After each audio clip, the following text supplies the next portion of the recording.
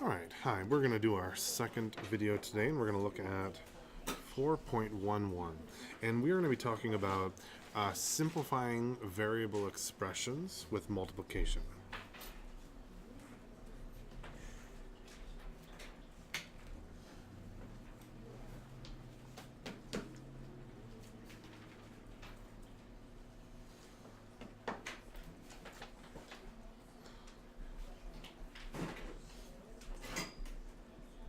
Now, we're going to be remembering a couple of those rules that we've been talking about, and the rules that you're going to see from now on until forever.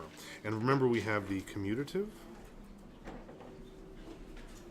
and the associative properties. And these are going to be really, really important for us to simplify these variable expressions. And the nice thing about multiplication is that when we use it,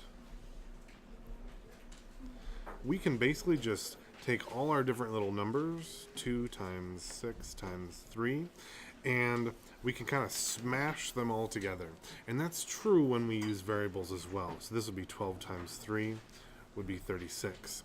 And I can also take things like x times y times z, and I can do the same thing. I can smash them all together and write it like this. And we know that whenever I see a variable with a number, like this, if I write 2x, I know that to be 2 times x, because I have that little implied multiplication in the middle. But I don't need to do it when I write variables. So for this, it simplifies it a lot. So recall again quickly that the commutative property allows me to do this. A times b is the same as b times a, which is key for moving things around. And the associative property, remember, is like this. A times b times c is the same as a times b times c. So in short, as long as I am only multiplying, so this works for only when everything's multiplying, when everything multiplies, smash it all together.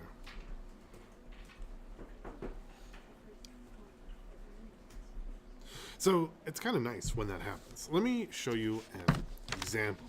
So, and I'll do my best to not run off the page like I did last time, sorry. If I have 2x times negative 4 plus 3x minus 1. This is an example of a variable expression. But it's not going to work for what we were talking about, because notice it has a plus sign in it. So we're going to return to these this style later. The kind that I want you to look at right now is one that looks kind of like this. If I write one, so this we are not going to look at because it doesn't fit our current requirements for what we need. We're going to instead look at one that says this. It says negative 2x times 4y times 6. Now again, remember that whenever there's these parentheses touching, and whenever there is a variable touching another number, we always have little implied multiplications. So here, and here, and here, and, well, that's all of them. But remember, mathematicians don't like to write that because it makes them lazy. Well, no, that doesn't make them lazy. They are lazy. But what I want to do now is I want to simplify this down because I can make this much easier. And remember that I can get rid of those parentheses and I can change around the order for whatever I want. So let's instead write it like this. Negative 2 times x times 4 times y times 6. And this is the same as I did it before, because all I did was make it much easier for me to read and much easier for me to solve things out. Now I'm going to move it around so that it's easier for me to group my like terms. So now I have negative 2 times 4 times 6 times x times y. Now you don't have to show all of these steps when you're doing things, but I just want to show you here about all these steps in it. So we don't have to show them, but you can if you want.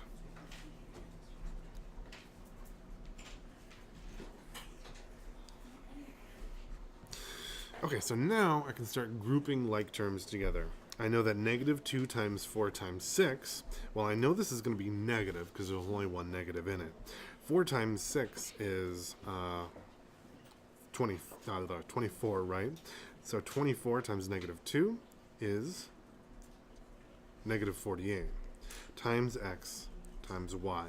And to simplify those letters and variables again, I'm going to squish it back down to getting rid of those multiplications. So my answer is going to look like this. Oops, I'm still on the page. Good. Negative 48 x y. And this is my answer, and that's as simple as I get it. And what's nice is if another scientist or another mathematician is using this, it's really easy for them to plug in numbers for this. They don't have to write it as much as they would need to. Okay, let's take a look at a couple of more examples. Oops, changing colors. Change another page. And I would like you to write these down. Example 2. Oh, because we kind of did example 1 already. Okay, this one's a little bit easier. Let's look at 3x times 4y. Alright, so again, I can move this around any way that I want to. So I can pull it out and make it super simple like I did before. 3 times x times 4 times y. Or I can even skip that step and go right to here. And I can write 3 times 4 xy. So what I need to know right now is that I need to just multiply my 3 times my 4, and then I'm going to be good. No negatives for me to worry about, so I know that everything's going to be positive, and it's going to be easy for me to get to what I want. So my answer here is 12 xy. Remember, those x and y's kind of hang on with me, and they follow me along as I go. Okay, let's look at example 3.